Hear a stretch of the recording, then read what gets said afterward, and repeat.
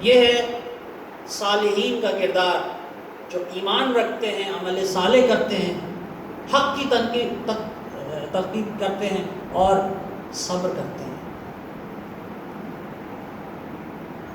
طبیب جب دیکھنے کے لیے آیا تو زخم کو دیکھ کر اس نے کہا کہ زخم بہت گہرا ہے اور زہر کا اثر بڑھ رہا ہے،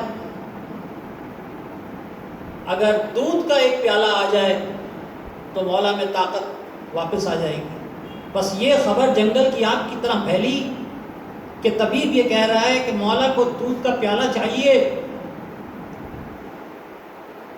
مولا کو دودھ کا پیالہ چاہیے۔ کوفہ کے یتیم بچے اپنے ہاتھوں میں دودھ کے پیالے لے کر مولا کے دروازے پہ آ کے کھڑے ہو گئے کہ مولا جتنا دودھ چاہیے ہم دینے کے لیے تیار ہیں، بس اللہ ہمارے مولا کو کسی طرح بچا لے۔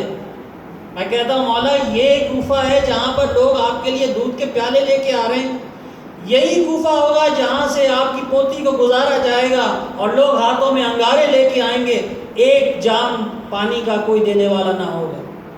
الا لعنت اللہ علی القوم الظالمین۔